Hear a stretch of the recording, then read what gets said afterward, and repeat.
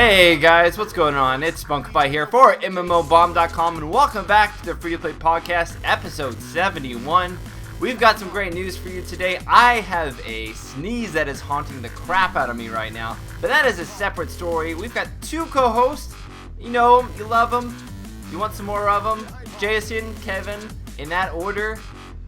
No real importance, it's just in that order, I guess. How are you guys doing today? I guess starting with Jason, so it's a little bit of an important who I stated first. Well, it's just in alphabetical order. That's what you're going for, right? Not yeah, order of sure, not order of who's smarter, more handsome, a better talker, richer. It just completely was alphabetical. You have a excellent gray fox head of hair. I have to say that. From the photo I saw of you, I was like, oh man, I wish I had his hair when I'm his age. See, that is both a compliment and at the same time, I don't know what to say. I don't know what to say to that. It's a compliment and it's called a nag, where you compliment them but you like jab them at the same time. A nag, is that like a horse? A nag? I don't know. Nag. Horse? Yeah. Yeah. I don't know. So it's a horse. Anyways, how are you, Jason? Beautiful stallion.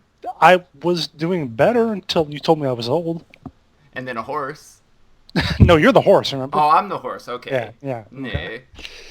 So you're doing better. All right. Good to hear that. How's your weekend been going? Well, I got the AC fixed, so that's always good. Excellent. I think the heat here was like 100 today, and it's absolutely brutal in California, in some areas at least, not in the cool tropical area. Not tropical, it's just cool, like a rainforest. No, that isn't. Never mind. What am I saying? I don't know. Move on. Kevin, how are you? I'm really confused about whether or not I'm in a tropical forest now. Also, realizing the whole alphabetical order, if it goes you, then me, it's just kidding. So, pretty good, aside from that.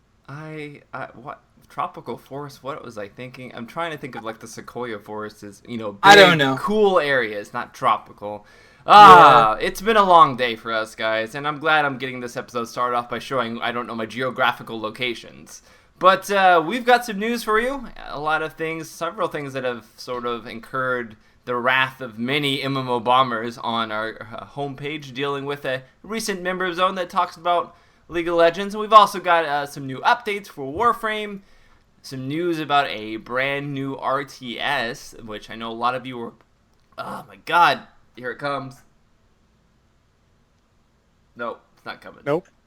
False alarm. False alarm. It's not coming. Stay tuned, folks, for the sneeze. It'll be here at some point during this episode. Start taking bets at what point it's going to happen, how many minutes in. Yeah, in the comments, you guys can just start play along with. No, it's play along with home. You do it now as you're listening. Okay, do it. Yeah, that's true. Hardware Shipbreakers, a new RTS from the developers of Homeworld. We're going to get into what exactly that involves. New information for Shadowrun Online, dealing with their payment model. We got some E3 news, and of course the weekly bombs from us members, but not from you guys, because apparently none of you want to talk about it in the comments. But that is a story that we'll get to and talk about and have a one-on-one, heart-to-heart. But to start off with, let's go ahead and jump in the news. Alright, so of course the first thing that we're going to speak about is a recent Member Zone post dealing with League of Legends, and exactly the post says, League of Legends, Riot doesn't care about the game anymore. Now, there's a couple things I sort of want to first talk about this particular news article. We've read the comments. I've read the comments. Other people who work at MMOBomb have read the comments. And we understand that you guys weren't necessarily happy, to say the least, with the way the tone and it was written. Keep in mind, member zones are, of course, things from the fans, from us here that watch MMOBomb and read it. You guys who actually post stuff about it and want to be heard by the community. This is what member zone is for. And we had, of course, a user, a member. He posted about how he's having such difficult times trying to get into the EU West server, mentioning that for a couple weeks he was having difficulties. There was massive lag, frequent disconnects, some users not being able to log in. But the overall way he stated it was, I do admit, a little bit ranty. But I did feel that aside, that there was some points to be spoken of that he was trying to get to. If you pull away the rants and the raves and just kind of get down to what the main issue was, is that there has been, in fact, issues with that particular League of Legends server. And it's been hard for Riot, to say the least, to sort of compensate and deal with it. A lot of the members also in the comments also mentioned how they too were having issues and how they weren't getting a proper response from Riot. Now, Jason, Kevin, both of you, I know Kevin you're a big player of League of Legends, and all of us have sort of had a experience with Riot in one way or another, even if we're not mega players of League of Legends. And so I'm kind of curious, the EU West server has sort of been a server that has always had issues, or EU in general has always had issues, I should say, back before Riot even took over publishing, because at first it was a different company, and the name escapes me right now, but it was at one time not Riot. So I'm kind of curious, you guys, do you feel sort of how Riot is handling the issue in terms of, giving, of course they give the proper responses, the normal responses rather, but they don't seem to really be actively day-to-day engaged with sort of keeping everybody up to date. Why do you feel that is, and do you think there's a better way for them to go about doing it? We'll start with Jason. Well, I mean, this is always pretty hard for a company, especially a big company that's got, millions and millions of users like them to try and probably isolate what the real problem is. I mean, obviously they're putting up, I saw the article where the guy talked about all the different things that they're suggesting to him, check your firewall, new DNS, or reboot your PC. Hey, restart it. That always works. Yeah. That's the easy answer.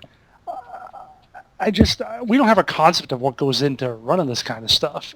And yeah, I understand he's upset, and he probably should be, and a lot of people should.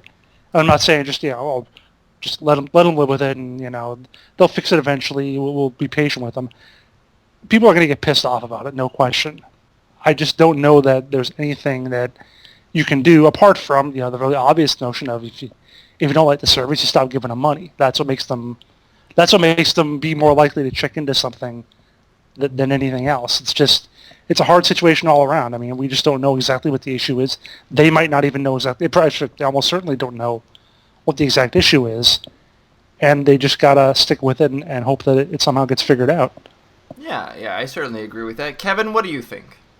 I have to kind of stick along the same lines. I mean, granted, it's a free-to-play game, so yes, you can't really say, don't give them money, but at the same time, it also means they're less likely to focus in on one person, because, again, the person's not necessarily giving them money. The issue really is, I mean, granted, if it's 3 people that are having problems, it's kind of maybe quite difficult for them to dig into why those 3 people can't log in and other people. I understand it's bigger than that, but, I mean, is it hard? I'm sure it's hard to tell exactly how big, and at the end of the day, they're going to try to fix as fast as they can, because they understand they need to keep the customers, the players happy in order to keep the product viable, but, I mean, how long it takes is how long it takes, and yes, you can be raging and upset, but I'm not sure where that's really going to get you. Would it be nice if maybe they did some sort of sorry for this took so long kind of thing, maybe like the way Prime World and Cryptic did their little Neverwinter package? Maybe, but I wouldn't require it of them. Perfect. Yeah, so I said Prime World. Perfect World and Cryptic, but I mean, a little thank you thing might go somewhere. Is it needed? No. Appreciated? Maybe. I mean, it's hard to really tell depending on how angry people are at this point. One thing that I think people have to remember is, it definitely can be on the side of their Riot servers and stuff like that, but there's also a connection between the home computer and Riot servers, and if several people have an issue, it could very well also originate from, the ISP, the Internet Service Provider, in between. I've known a lot of games to have had issues with certain ISPs, and to where, they were trying to figure out on both ends what's going on, and it happened to be something that was in conjunction or along with the ISP and the actual game servers. So there's so many things, or properties, and I really would have to say, if it's on this large of a scale, you may think that, a few players here or there to a big company isn't that large of a scale, but it could very well be if you have hundreds of people having issues. League of Legends is a game millions of people play, so even if you have hundreds or even, in the small thousands of players having issues, that's still a pretty good chunk of warm bodies trying to get into a game that are unable to. So while I do have to say, Riot, you're kind of giving a little bit of generic answers at times, I at the same time I can kind of say, well, they don't really maybe know exactly what's causing the issue, so they're kind of giving everything just to cover all bases to begin with. Because one thing that giving basic solutions will do is that will weed out the people who are having the more core issue, and those that are just having an unrelated issue that perhaps doing these things could fix. So I definitely think Riot should put a little bit more thought and care into how, providing sort of an emergency game plan for players if they know like certain sort of intricate fixes that can work for some people.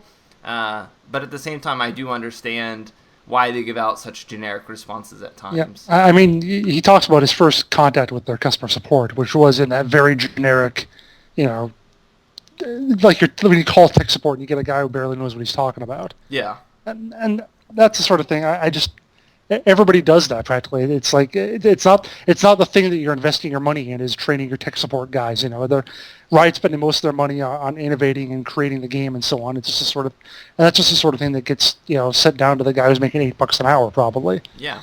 And now later on when you got the response from the president or whoever it was, the longer thing, that's a little better.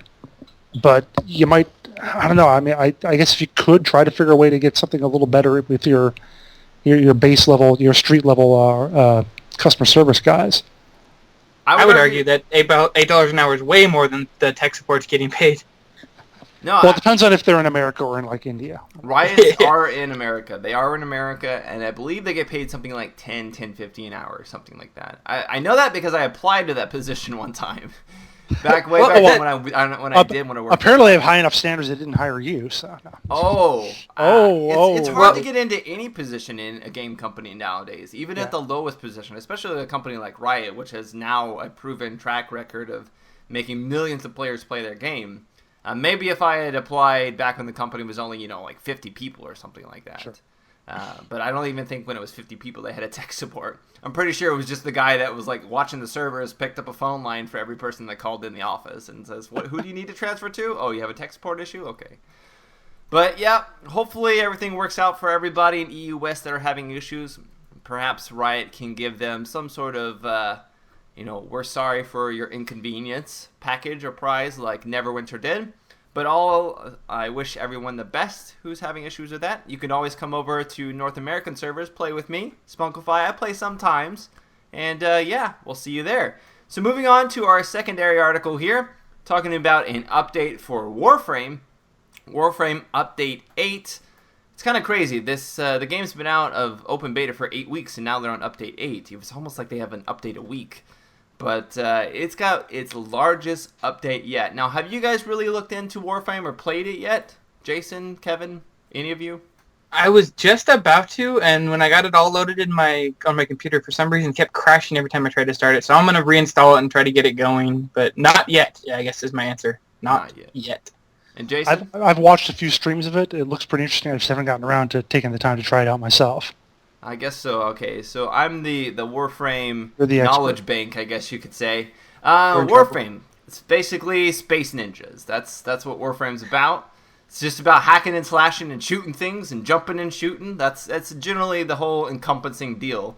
When it first was in closed beta, not too many enemy types to kill. You had like these basic space marine looking guys with skinny arms and legs. It's like if space marines weren't on steroids. That's what it would look like. They had guns and what have you. And then they had like mutant things that you could fight. Kind of look like Zerg, infested Terran. Again, Space Marine sort of reference. Although Space Marines didn't start with StarCraft, I know that much. But they've added steadily since new enemy types, new zones. With the latest Update 8, they've added 2 new environments, sort of like Space Submarine Hulks, which you can go and explore. They've quote-unquote been abandoned, but we always know there's enemies lurking within, which I kind of think is funny. How do you have a submarine in space? How does that work? Was it an actual underwater submarine? It says it's a space submarine. Because everything is in space. I'm assuming it's a spaceship that can also go underwater. I think it's more like a stealthy kind of attack, like, your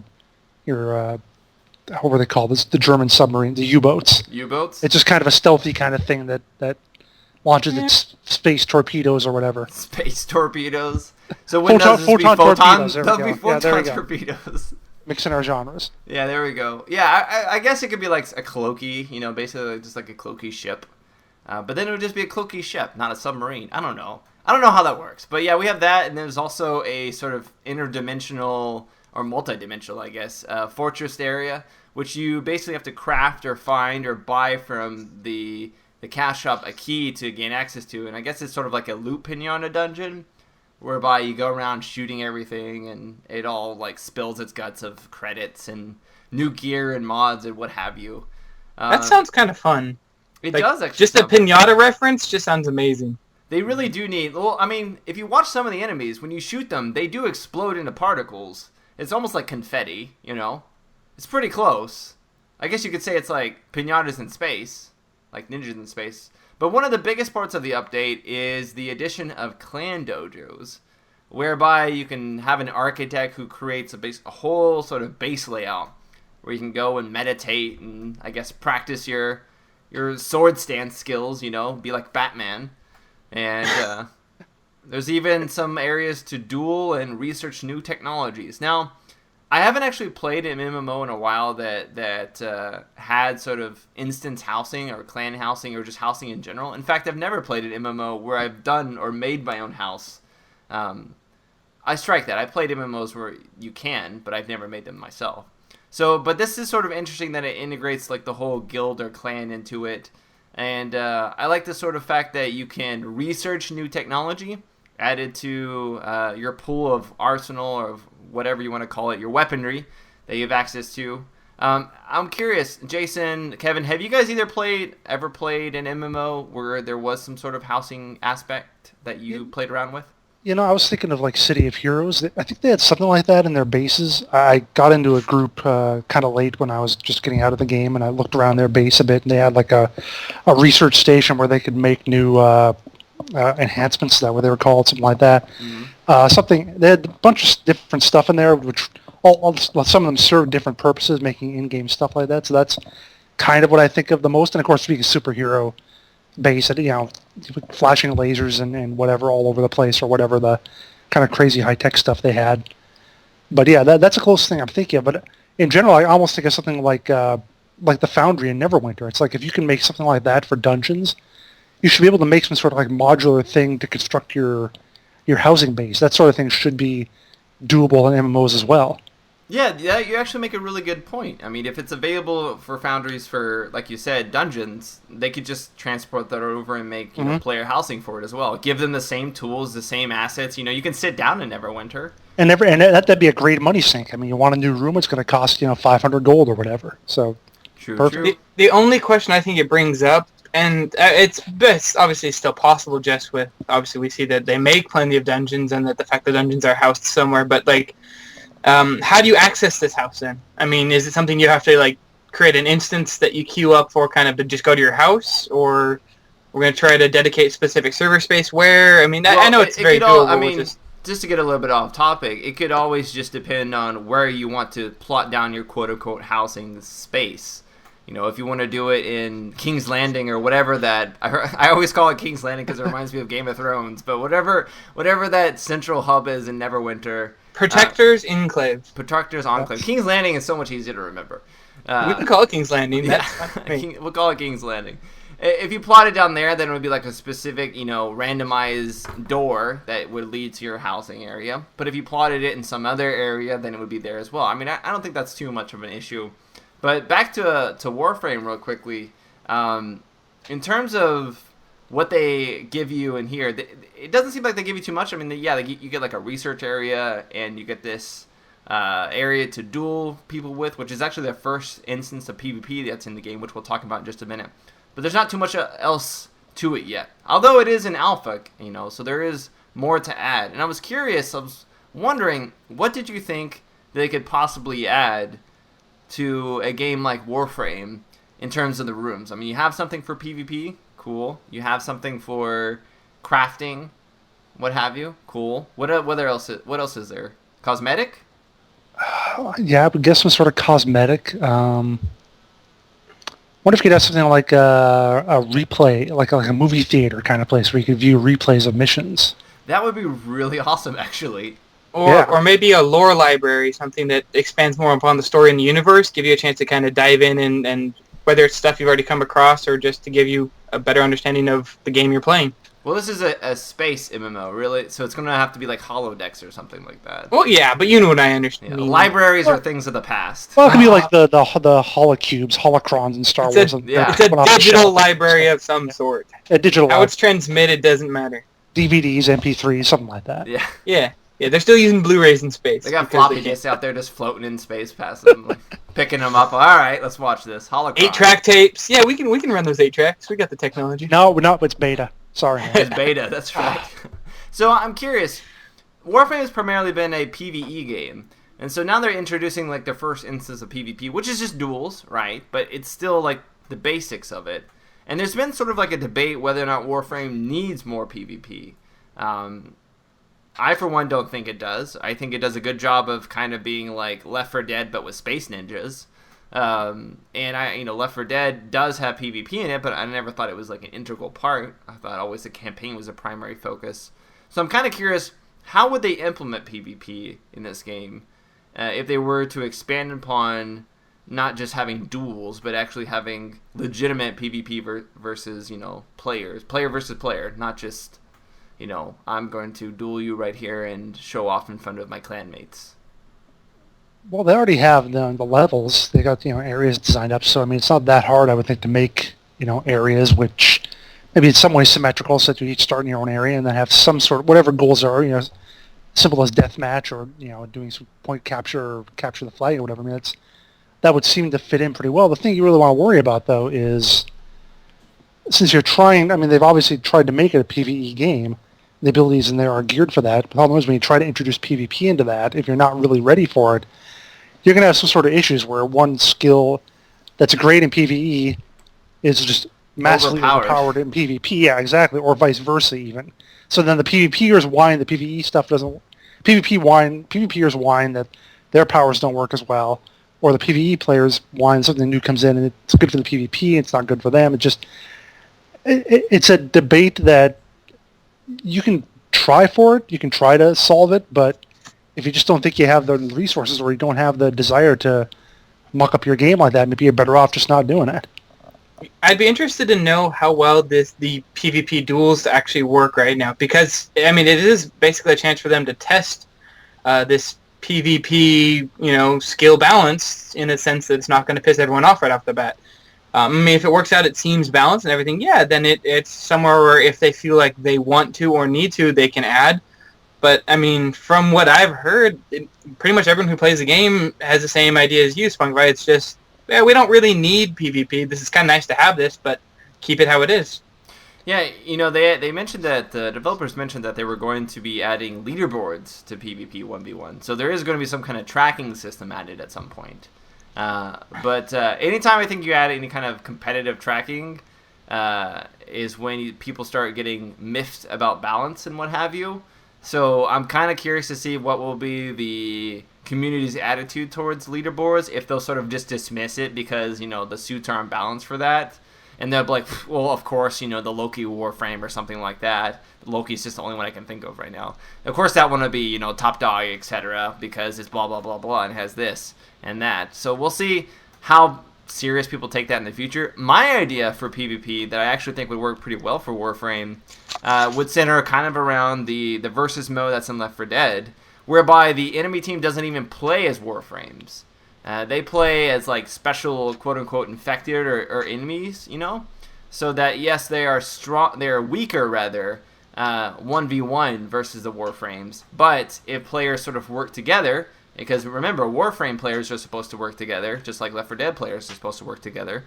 But if you have the two teams sort of working together to kind of counter each other, and then one of the enemy players turns into like a special boss at the end, much like a tank, I think that actually could work well, because then you can completely balance the enemy, sort of the opposite, the polar opposite of the Warframes, to be weaker but still act as a group, cohesive, working against the Warframe players. Maybe even do something like a 5v10 or 3v10 or some way to just get to balance it with numbers. Because if the Warframes are that much stronger, maybe it's more of a sense that the Warframes don't regenerate health at any point, and the infected get 3 respawns or something, just to try to make sure that it just how the style plays seems to be more along maybe the way the game plays, but in a PvP sense. Yeah, I mean, regardless, I think people were just looking at it too linearly. There, can't even say that word.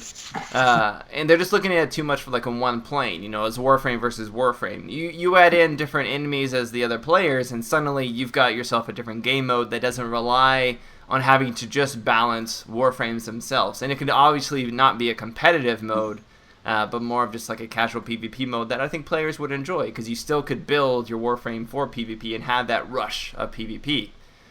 But alright here, so our next article, alright there, I don't know, my jaw decided to lock in that place, but our next game that we're going to talk about is Hardware Shipbreakers. What a name. You would think that you're going to talk about something that's in your computer, but you're like, hey, what new hardware do you have? Oh, I have a Shipbreaker. You're like, oh man, that's an awesome piece. You know, it's a new graphics card. Yeah, there you go. I've got a Shipbreaker. Shipbreaker 550. 550. It's so strong. It sounds like some kind of like NVIDIA graphics card like manufacturer or something like that. Like, I've got a Shipbreaker. Yeah, it's like an EVGA, something like that. But Hardware Shipbreaker is a new RTS from Blackbird Interactive. Now, Blackbird Interactive, they're not incredibly well known, but the people who work in Blackbird Interactive are. Some of them are the core founders or core creators of the very popular series Homeworld, which I don't know if any of you have played that, Jason or Kevin. Have you? I have not, sadly. Jason? Sadly, no. You guys haven't played Homeworld? Okay, we have to fail eventually. I mean, we're the ones who play everything. You didn't play Warframe either. Yet. I tried. We're doing a podcast here. You have to have done it by the time the podcast has begun. No. I will. Well, by the time it airs, I will have played it. All right, so your homework is to play Homeworld 1. You can play 1 or 2, although some people think 1's better, some people think 2's better. But you can play it just so you can kind of get an idea of the art style and the general direction players have gone with that. It's a great sci-fi spaceship RTS for those of you who haven't played it. I would highly recommend, if you're into RTSs, checking it out.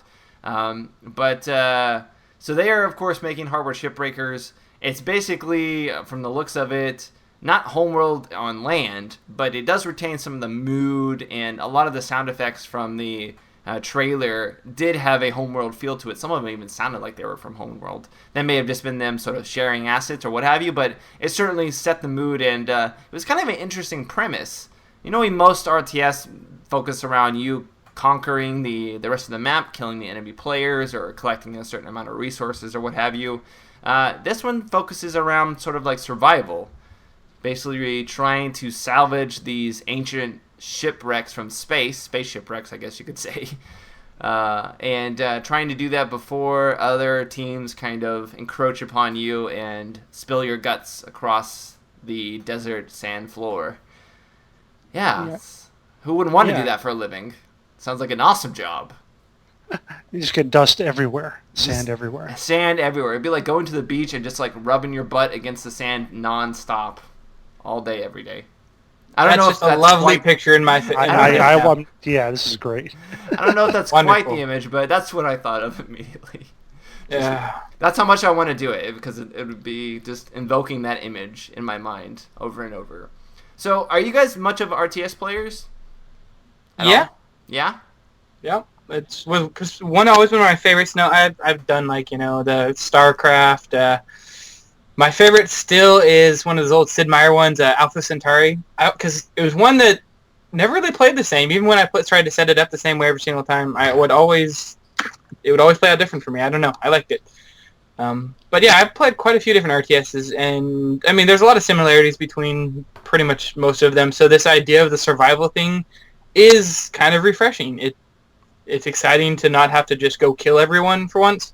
Granted, in some of them there are optional ways to win. Like, again, in Alpha Centauri, you could win through just by building tech faster than everyone else, or trying to get voted in, whatever it was. Wasn't that just like a sci-fi version of Civilization? It was, with a little bit added to it, yeah. Because I remember playing that in like elementary school on my old Windows 95 PC. Yeah, it was old school. I loved it, though. What about you, Jason? I have gray hair, so I didn't play Civilization when I was in grade school. But anyway. Well, obviously. No, I mean, these were... well, first of all, I thought the trailers were great. I mean, I watched another one on their site, just kind of more of a voiceover thing, as opposed to like the action-y one that you linked to us in the article. they're really maybe interested in what the story is and a little bit of what the background is on all this. This is where I'd like to have the lore library, just to kind of learn about these ships or something like that. Just steal my ideas. Go ahead. Yeah, exactly. There you go.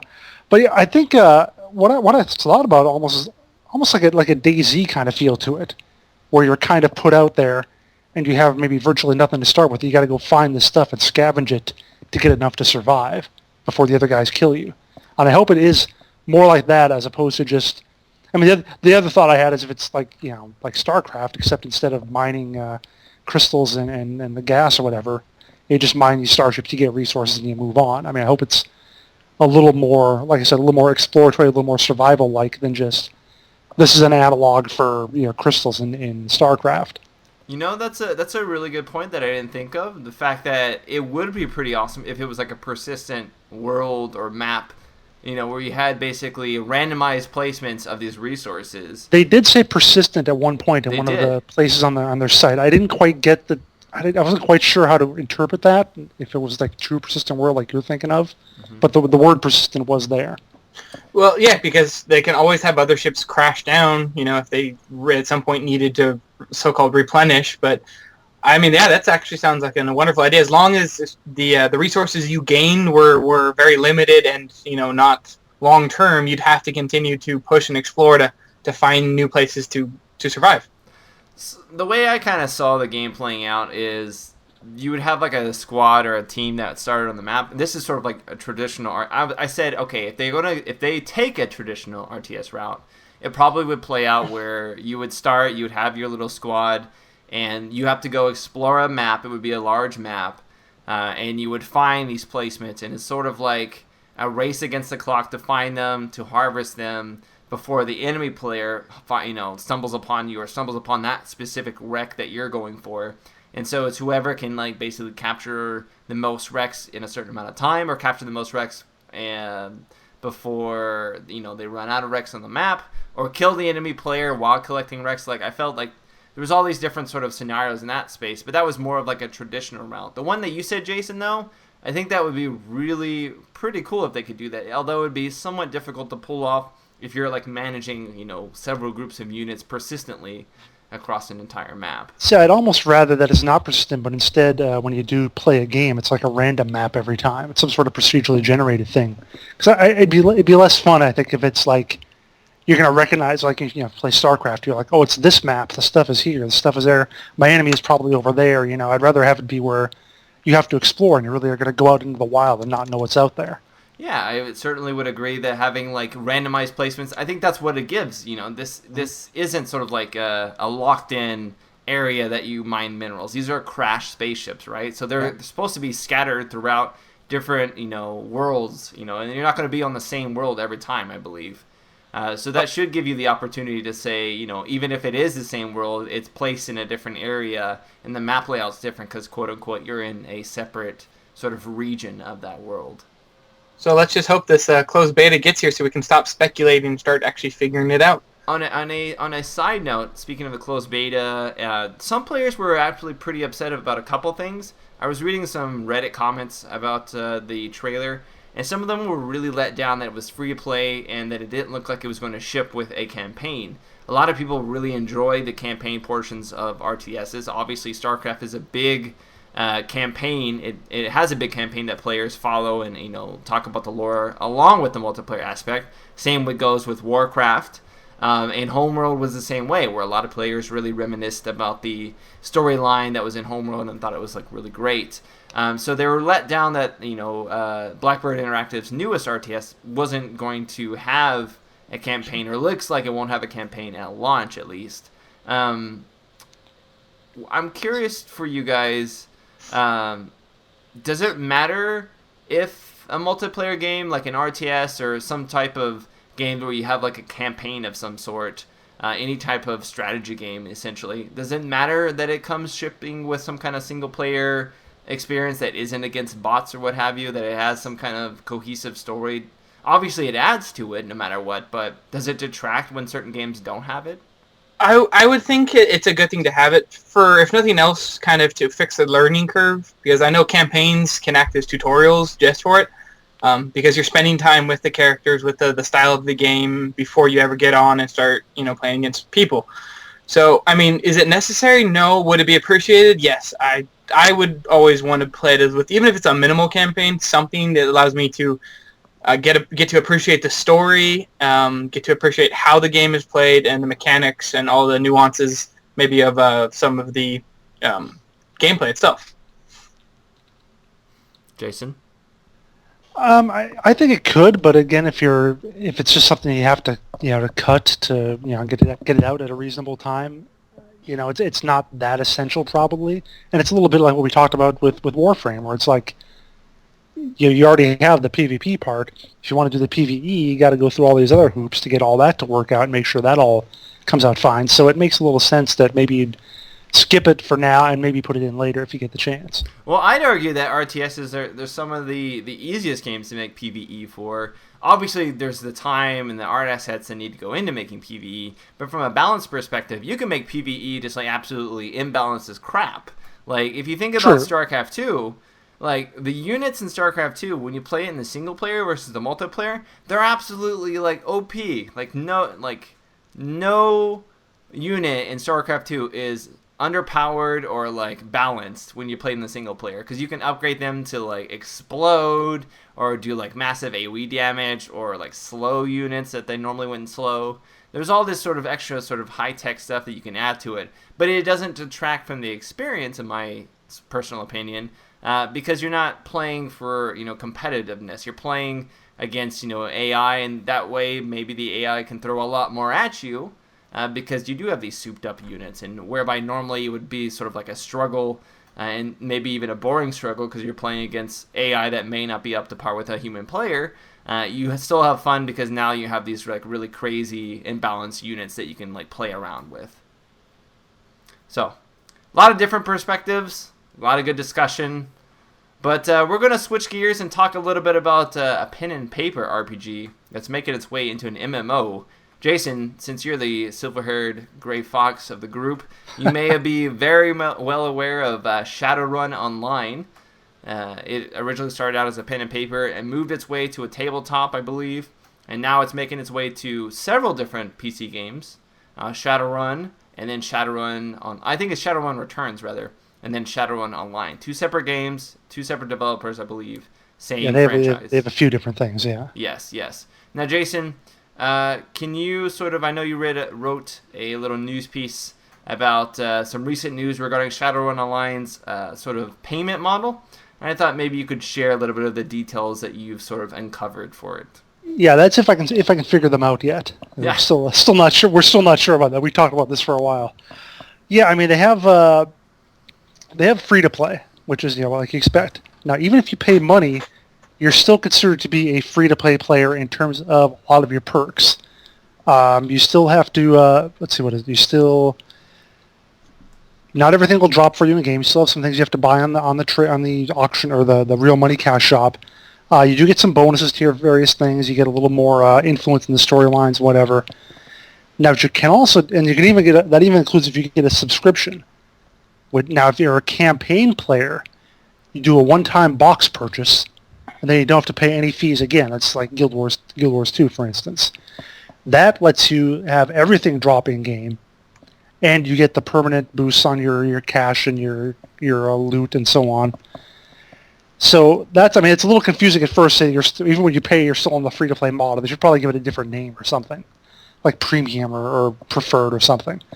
But anyway, yeah, that's the big difference. And the thing that is really kind of wacky is, like I said, if you're a campaign player, all loot can drop for you in game. If you're a free-to-play player, some of it won't, so you'll still have to occasionally buy that stuff off the cash shop, and that's the sort of thing where you wonder how that's going to go over, in some sense, with both sides. To me, it's like, I would be fine if you can add the free-to-play, you can add the subscription that gives you, like, a boost to your cash, your loot chance, etc. But this whole extra layer of campaign just doesn't work. Like, adding that in, I think just throws, like, a whole wrench in everything. Because then suddenly you have this one tier that gets everything without ever having to use any other money at all, ever. And they suddenly get access to gear that a free-to-play player won't get access to if they choose to be free-to-play. This won't. It's like a done deal. They won't get it unless they pay premium currency to get it out of the cash shop or what have you. Either split the server and have them as two separate, servers, one for campaign players and one for free-to-play. That way you don't feel like you're always lagging behind. Or get away from having premium items only drop for campaign players. Like, it doesn't seem like it's that cohesive. They don't seem like they work that well together. And then you get into like the whole PvP aspect and how they're going to balance that, because you're going to have. You don't want to split the servers. That's rarely a good idea, because you're already going to have it's not going to be a huge game. You're already going to have a kind of smallish player base. And you don't want, if I'm your friend and I buy free, you buy campaign, we can't play together. So you don't.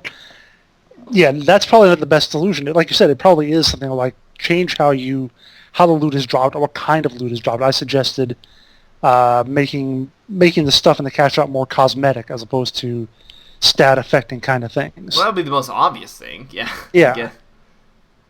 I mean, you're still gonna want to be a campaign player or to pay for it to get the extra loot and whatever, and that's sort of keeping in line with what a game like PlanetSide 2, for instance.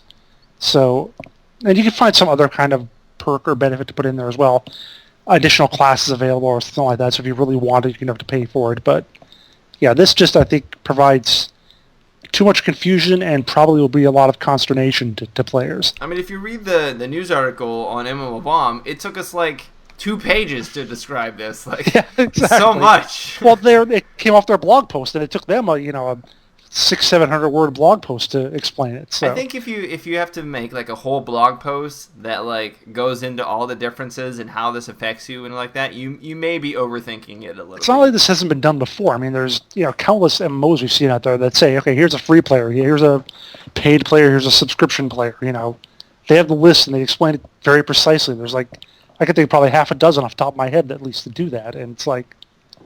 My question that comes up out of this whole thing is, how much is it going to cost for the box, and then how much is the subscription, and at what point will someone who buys a monthly subscription actually have paid more than the box guy and still be getting less? And that's I can't imagine you'd ever pay for a subscription, because if you think you like it enough to subscribe, you got to figure you're going to play it for like 3-4 months or whatever, and just get a box instead. I would argue that the subscription just isn't that attractive compared. It's not. Yeah, exactly. Yeah. It's like you still have to purchase things out of the cash shop. You only get a temporary boost to cash, karma, loot chance. But the loot chance that you get a boost to isn't even the loot that you would ultimately want. Yeah. It's not the cash shop loot. I don't know. I don't know. So if we're going to get away from the little sort of like payment models really quickly, let's talk a little bit about the actual game itself, because we haven't actually talked about Shadowrun Online. Have either of you actually played Shadowrun in any form? Back when I had less gray hair, I was in a Shadowrun campaign back in college that started up at 2 a.m. every night. 2 a.m.? We played for about an hour, and I had an 8 a.m. class. I lasted about 3 days. You played 1 hour every night at 2 a.m.? Yeah. Man, isn't it every morning? I played a few other times. Different. I was in a gaming group in college, so I played it at more normal times as well. But that one is the one that sticks out the most. Kevin, you work at a game shop that has Shadowrun there. Yeah, but no one plays it. No one plays it. It is definitely it's an older game. I mean, it's your classic cyberpunk thing, but it's just we have forgotten. We have the book still, and I've talked to a few people who have had some experience with it, but no, it's kind of, again, one of those, like, oh, I remember back when I played kind of ideas now. I think ultimately this will breathe new life in the franchise, because I've watched some of the Kickstarter videos that they did for Shadowrun Online. They had 2 separate Shadowruns, and both versions look actually genuinely interesting and fun to play. I sort of lean a little bit more towards the non-online version, just because I kind of like what they're doing with the interfaces and everything. That one just a little bit better. But both of them, just the idea of being like a cyber hacker and like hacking through doors and like hacking different terminals and what have you, I think is a really cool premise. And I'm really into like that sort of sci-fi punkish theme or thematic. So I'm interested. I'm definitely going to be keeping my eyes out for it. Hopefully jump into a beta somewhat soon and give it a go. Will you, Jason, be checking it out, seeing as you had a limited experience back in college days? I think I'll pretty much have to. You have to? Yeah. Just so my old college buddies don't laugh at me. So I'm kind of curious if either of you know this. What sort of classes were available in Shadowrun, or are available? Because the game's not dead. You still can play it.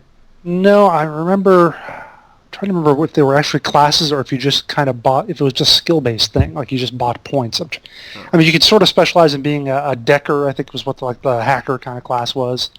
Oh, sorry, I had an orc street samurai. An orc street samurai. Yeah, I can't remember a damn thing about him. I think he was just your kind of warrior type. Dude, you just explained all you need to explain about him. Dude, it was 2 a.m. It was 2 a.m. I don't remember this stuff. That's all you need to say is he's an orc street samurai. Yes. Like, that is probably one of the most badass thoughts or images I could ever conjure up for a Shadowrun game. Kevin, do you have any knowledge to impart? No, other than I agree about an orc street samurai sounds absolutely amazing. It does. I'm going to have to, Jason, we're going to have to play together whenever that comes out, and you're going to have to run an Orc Street Samurai. It better be available, because that's what I'm going to be playing I'm going to look for that immediately when I jump in that game. Alrighty then, so we've got some E3 news now to discuss. Of course, E3 is coming up in about 9 days or so, a little bit over a week. Well, 9 days from the time of this recording, 6/2. Lots of different free-to-play games going to be shown there. Not as many as I would have hoped, honestly. But one of the companies that is going to be at E3 is practically at every social event that deals with video games is Wargaming, the creators of World of War Tanks, World of Warplanes, and World of Warships. Wows across the board. Isn't it World of Battleships? Well, World of Tanks is what? But it's World of Battleships. They changed it. Battleships. Yeah. That's right. They did change it. That's right. So they're going to be showing off World of Warplanes. Like, we haven't already seen that before. I'm just saying that out in general because it's been in beta for, I don't know, a year now. We also are going to get a little bit bigger preview finally of World of Warships. So we're going to actually see some gameplay. They're going to have it in this 10,000 square foot area with a dome theater. And they say they're going to show off the first public showing of World of Warships, although I don't really think you can consider it public when it's at E3, which is just for press, and it's in a dome theater. So it's not even displayed.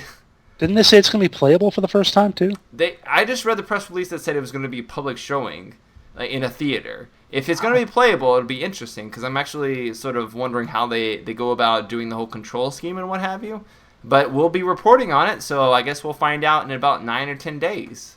Cool. I can call you. Yeah, Jason they always have the pretty impressive looking booths. Are they bringing any actual military vehicles there this time? I don't know. Last E3 they had some old fighter jets, or not fighter jets. They were just fighter planes outside.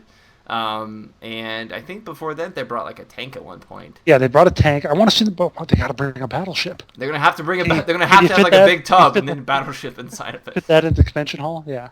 Well, it is next to LA, so they could very well just park one in the port there. Just get an old battleship and just park it in the port and be like, hey, we've got a battleship here. It's not technically inside, but, it's here. Close enough. Yeah. Well, they're also sort of one of the more interesting things that they're going to be showing off is their first console game. So the developer, Wargaming, I guess they're developer/publisher now, they acquired a while back Day One Studios. They've acquired several studios now. And Day One Studios actually has an old series that they've been making called Mech Assault, which you may remember as one of the original Xbox games. I still remember what the box looks like. And it had basically a mech on the front with shooting 2 lasers across, and I think it was red or green. Isn't that every mech game? I know, right? It's shooting lasers. That's true. And rockets. And rockets. And rockets. Short range missiles. Yeah. And giant bullets out of your chain guns. That's true. I guess that does sort of describe everything. So they were working on a free-to-play. They were working on a free-to-play mech simulator called Reign of Thunder when they were acquired by Wargaming. And Day One Studios actually has a history of making console games. So it got me thinking, maybe Day One Studios is actually working on the first console game for Wargaming, And perhaps it could even be a mech simulator, since Wargaming seems to love everything simulator, for the consoles. Perhaps the latest consoles, like PS4, Xbox One, or maybe even old generation, because those consoles, of course, are going to be pretty expensive when they first come out. And Wargaming may be going for those that can't afford that, seeing as they're making free-to-play games.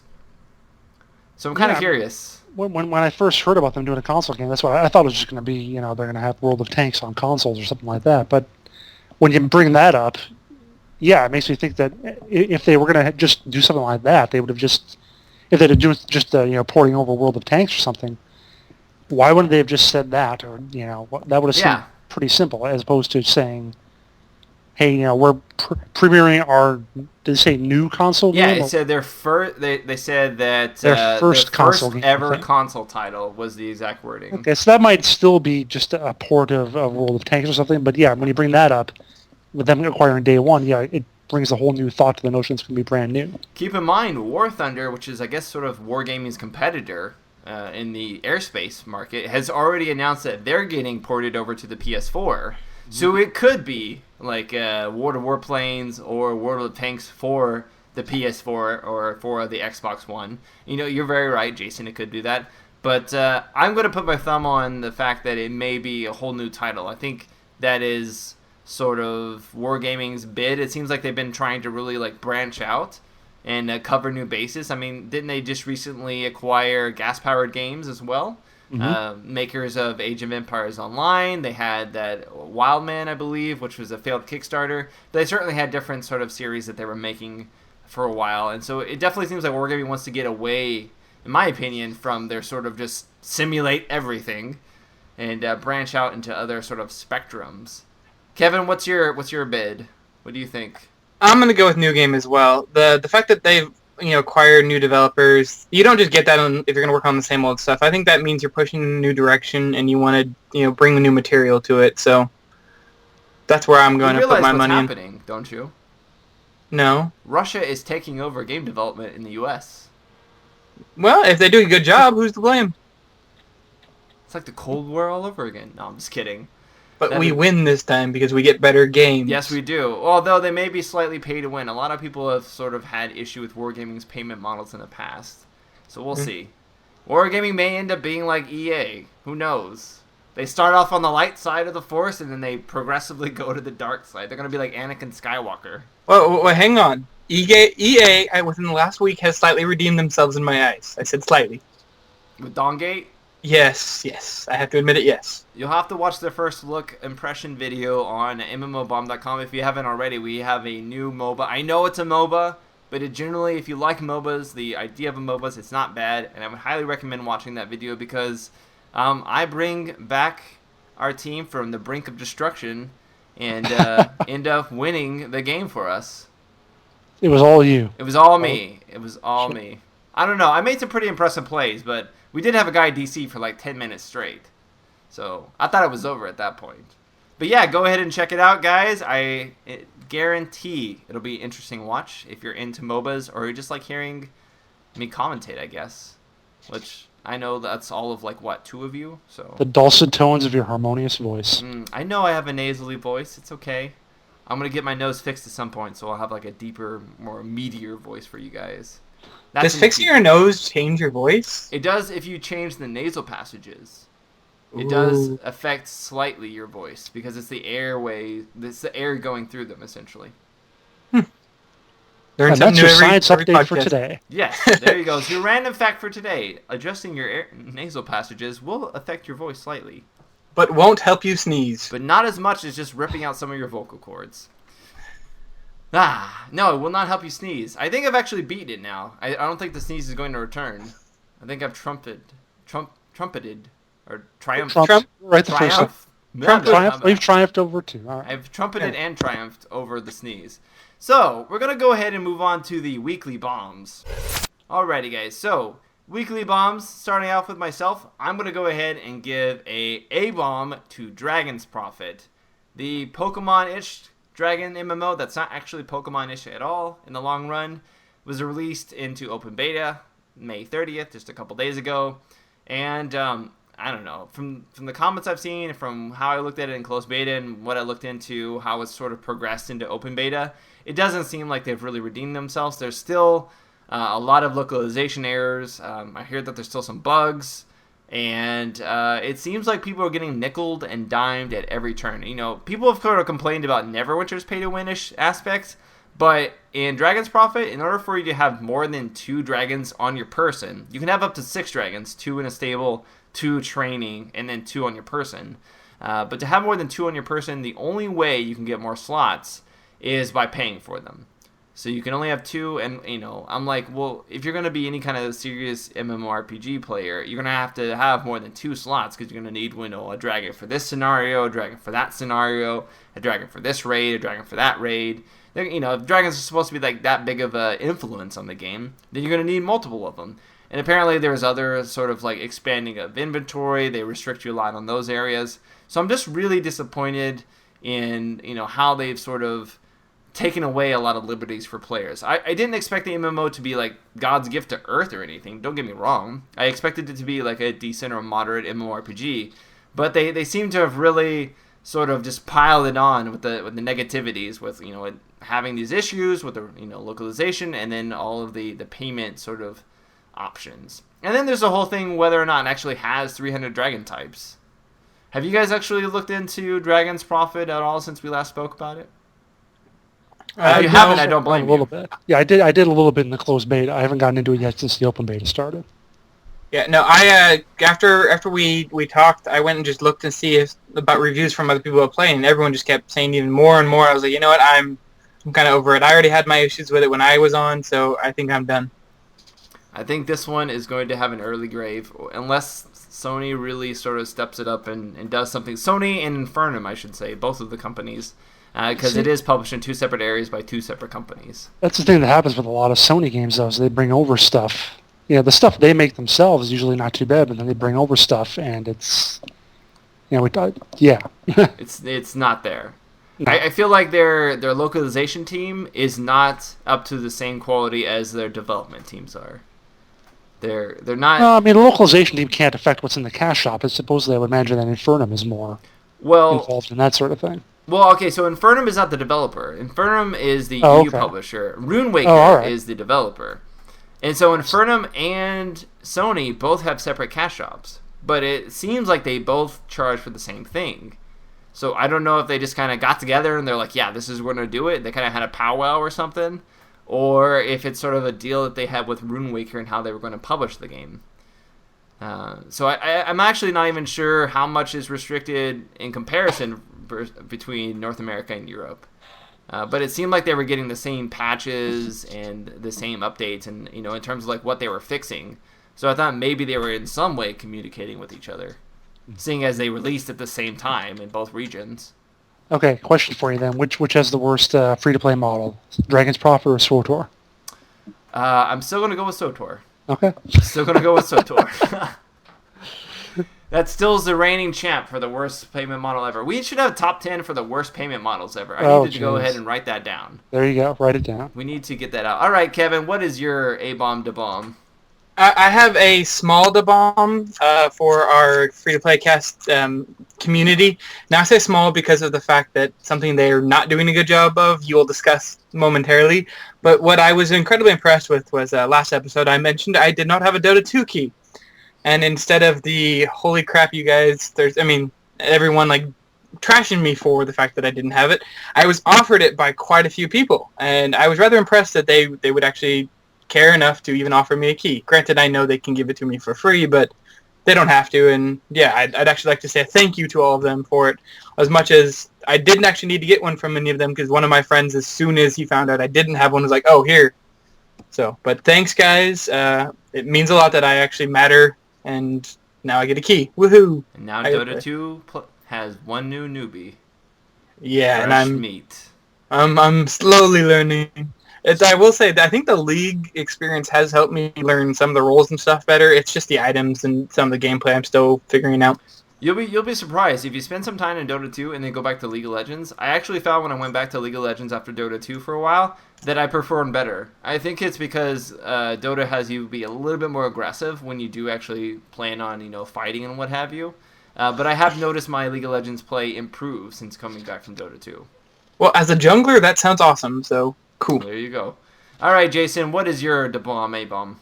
I'm going to give an A bomb to Snail Games.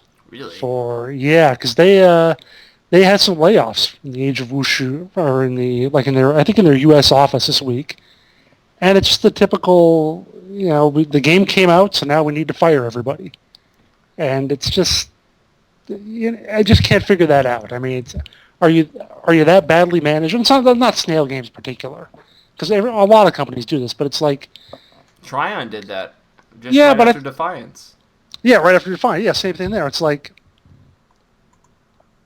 the game companies, I think the issue they have is they're still treating game releases, MMO releases, like a single player, or like a one-shot game. Or sure, if you make Mass Effect, if you're EA, you make Mass Effect, you make it, it's done. All right, that's done. Now get rid of all the people. Okay, fine. I could sort of understand that. MMOs are not like that. It's not like you make the game and that's it. There's nothing else that's going to go into Age of Wushu or Defiance. You still need to produce content. This is the issue that people have when they get to max level or whatever, and they're like, well, there's nothing here to do.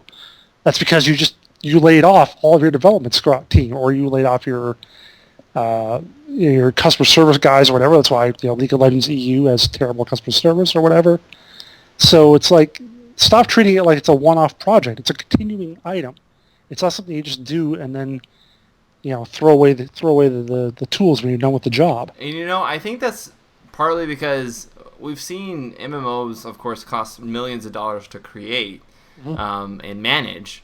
And I think a lot of developers just have it in their mindset now, the big developers, that they put a lot of money into it, hire a lot of people, make a lot of content, make the game, and then suddenly they have to make all that money back. And how do you make that money back? What's the first thing you do? You lean yourself out, right? Yeah. And it's just a really bad model, in my opinion. I think that's why we're seeing a lot of rise in small developers, because typically with small developers, their core team stays with you. You don't, it may take you longer to make something, but you don't fire 60% of them after you release the product. It's also because, like you said, when Riot was starting out, the guy in the IT department was also answering the phone. So you probably have that same too. Your programmer is also the janitor in those smaller companies. So yeah. I don't know. I like the intimacy of smaller companies way more than I like sort of like the big brute force of larger companies. I think that's everybody, though. I don't think any company is like, yeah, I would love to be a corporate, drone. That's my everyday, dream job. I think everybody likes to have some creative freedom. All right, well, this would be the part where we would move on to the member bombs as well as the weekly questions from viewers. But this is also the part where I need to have a little bit of a heart-to-heart with you guys, the members and the viewers. We received no submissions of any kind, at least that I could see, and that Kevin or Jason could see either, for both the member bombs and the question of the weeks. Now, guys, we want to involve you. We want to have you as part of the community. And I will already admit that I had some of you contact me wanting to be on the next Free-to-Play Weekly. And I do appreciate that. And I'm grateful for you guys. And I will have you guys on the show. But we got to have some more communication. There's got to be a little bit more back and forth, guys. I got to ask you questions and not expect us to hear crickets in response. That's how this thing goes. This isn't just a podcast about us. This is a podcast about you guys. So come on. Respond to our questions, give us things to talk about, give us points, and I assure you, we will reward you with lots of love and lots of good times, all right? I know Kevin and Jason agree with me. I love all of you. I love you so much everyone. I did something for you guys, which will be revealed shortly. No, not yet. It's too early. Not yet? Not too early? Too early? No, too early. Too early. Gonna ruin the surprise? Okay. Yes, but we can't ruin it. Alrighty then, we'll get on to it. So I do have a question for you this week. Of course, last week's question was, what free-to-play game would you like to see community-created content added to, which you guys didn't respond to. This question of the week is, if you had unlimited freedom to design your own house in an MMO, what would it look like on the inside? If you guys could make anything for your housing in an MMO, how would it look? And I guess to that respect, what MMO would you make it in if you had a choice? So that's your question of the week, guys. We're going to go ahead and just remember to send those in, or remind you rather to send those in via email, michael@mmobomb.com, or in the comments below, or on the website. You've got so many options, guys. There's no excuse for you not to do it. And let's go ahead and conclude and wrap all this up with our little plugs, if you will. Jason, what is your lovely, lovely Twitter that everybody can always follow you on that has now over 1,000 followers? I think it's 1,025 now, going up. At Winter Informal. And also, I'm going to mention, because I haven't thought about this for the last couple of weeks, but I do stream occasionally over on Twitch. And my name there is just Jason Winter. Jason Winter on Twitch, guys. Jason Winter on Twitch. I'll have to go and check you out. Now, Kevin, do you want to go ahead? No, wait, Kevin, we'll leave you last since you got the surprise. I'll go ahead and do myself next. I am at Spunkify on Twitter, SPUNKIFY, and I do stream sometimes on Twitch, twitch.tv/Spunkified, not Spunkified, but Spunkified, F-I-E-D. But most of the time I'm going to be streaming on Twitch/MMOBomb. That is Wednesdays at 2 p.m. Pacific Standard Time. Be sure to check me out, guys. I think this week I'm going to be doing some Dawngate, so if you want to check it out, see what it is as a MOBA, hopefully I'll be able to stream that for you guys this week if the servers are actually up. All right, Kevin, go ahead, drum roll. What is your favorite surprise that you're going to share with us today? Although, okay, I said I would never do this because I'm not a big fan of social media. Not to say there's anything wrong with it. I just don't personally tend to want to use it. But I did. I decided to make a Twitter. Woo! So you can now follow me. I still just find the idea of that slightly creepy. But no social media K. So at no social media K. And if you follow me and kind of tell me what you want to hear from me, we want to talk about. I've got one follower. I'm not going to say who it is, but he's very proud of himself. And you will hear random updates from me throughout the day, every day, from here on out. You're not going to be updating us about, like, your urinal status or anything, are you? I thought about it, but, if people are going to complain, I guess I'll have to find something more interesting. Oh my god, guys. I just had the biggest bathroom break ever. As if I'd show pictures. That's what Twitter is for. Oh. I'm kidding. Oh, man. So with that image to sort of end our free-to-play weekly podcast, we're going to go ahead and leave you guys off with the outro music. Get hyper as always. I've been Spunkify, Kevin, Jason. Thank you guys ever so much for coming on this episode. And we'll see you guys next time. You guys want to say goodbye? No.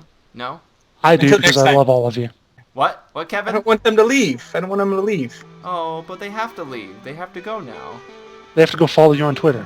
Yeah, see? You gotta let them go. They're like they're grown up now. It's time for them to leave the nest. And meet them. They will meet me on Twitter. Okay. Meet their maker. What? No. What? I thought that was what you were going to say. You were like, meet the... Alright. Anyways, guys, this has been Spunkify, and we'll see you guys next time. Spunkify out.